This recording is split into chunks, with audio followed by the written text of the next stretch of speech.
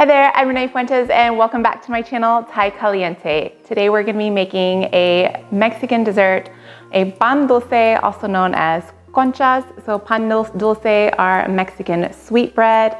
These are definitely a labor of love and they do require 2 separate rising times. So I highly suggest making these when you have some time on your hand, but trust me, the labor is so worth it. So there's a sugar-coated crust on here. I'm making one plain and then one with chocolate, which is my favorite.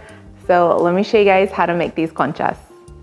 So the first step we want to do is measure the temperature of our milk. I just placed it in the microwave for about 45 seconds and you want it to be between 98 to about 103 degrees.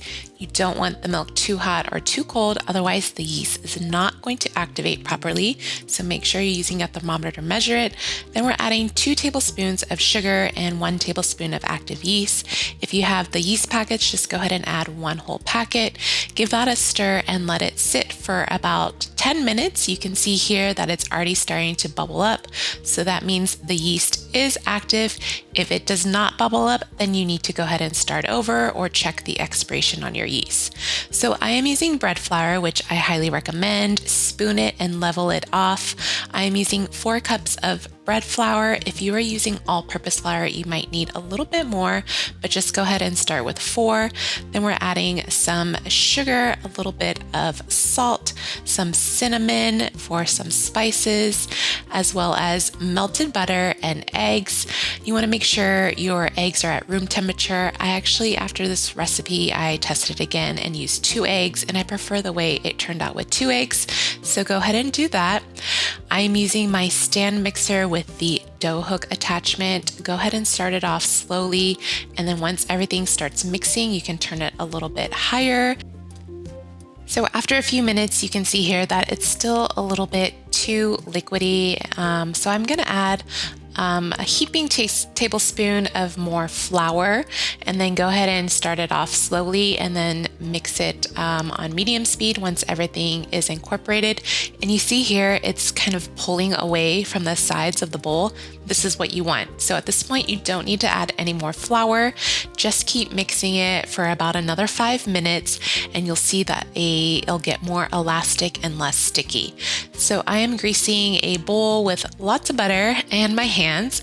And at this point, if you want a really soft concha, go ahead and knead it by hand for another 5 minutes. I promise you guys the extra effort will be worth it. And then once you're done kneading, kind of form it into a smooth ball. Place it into your bowl. I'm also going to flip it over so that way it gets butter on both sides. So my house is still kind of cold right now and I'm going to be proofing it in the oven. It does need kind of a warm place to proof. So I'm going to proof it for 1 hour or until it doubles in size. If your house is a little bit cooler, then it might need to proof for at least 2 hours. So while the dough is proofing, let's start our sugar topping. So this is unsalted butter and it's at room temperature. I just left it out for a few hours. And now I'm adding the powdered sugar. Go ahead and give that a mix until it is incorporated. And you can see here that all the powdered sugar has dissolved into the butter. So now I'm going to add a little bit of vanilla. This is just regular vanilla extract. If you want a lighter color, go ahead and use clear vanilla if you have it. Give that a mix. And then now we're going to add some all-purpose flour. So this is going to kind of bind it all together and make it more manageable to roll out into a disc. If you feel that it's still too sticky at this point, then go ahead and add a little bit more flour. I'm also adding some cinnamon for some more spices and flavor. And then this portion I separated and added 1 tablespoon of cocoa powder. Sorry, I don't have a video of me showing that because I guess I forgot to hit record. But go ahead and you could measure these on a scale, but I kind of know about 1 round tablespoon. So just make sure you separate them into even balls. It doesn't have to be perfect because, you know, conchas are kind of rustic. But you can see I'm making 6 vanilla and 6 chocolate. I actually ended up having 1 more left over, so I made 13 instead of 12. But once you have all the sugar toppings rolled out, the dough once it's done proofing, go ahead and punch it down. That part is so satisfying. And then I'm just kind of rolling it back into another ball just to get kind of incorporated and soft again. And now we are ready to portion out our concha dough. So this part I do recommend using a kitchen scale. It just makes it easier to ensure that you're having even sized conchas so they bake evenly.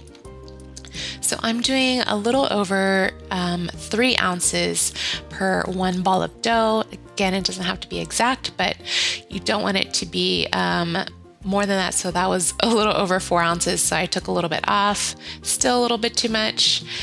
So right there, 3.25, that's perfect. So once all of your conchas are portioned out, that one was a little bit more, so I took a little bit off. So around 3 to 3.25 ounces is great. If you want to do mini conchas, then you're going to have to make them even smaller, but these make the regular size conchas.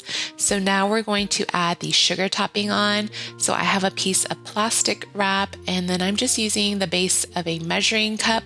You can also use a glass. It just needs to have an even bottom.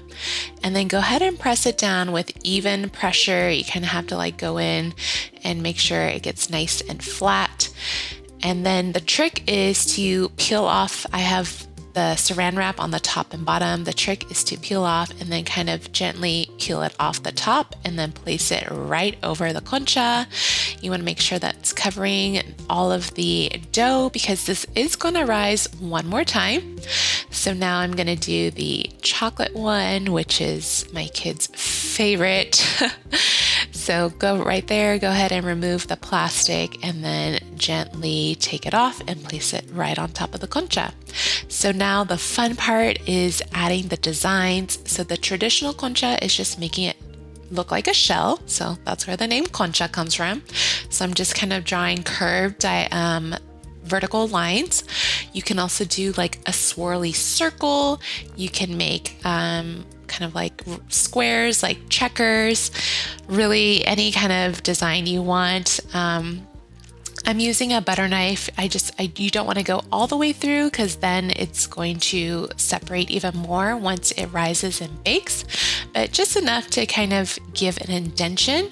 So these are going to rise for another hour. I just cover them with a clean kitchen towel, and now we're going to bake them at 375 for about 15 to 18 minutes until the tops are kind of nice and golden.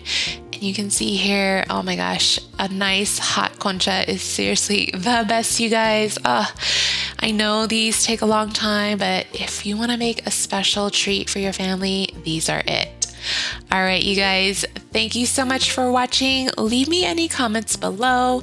Don't forget to subscribe and follow me on social media, and I will see you guys next time. Have a great day. Bye.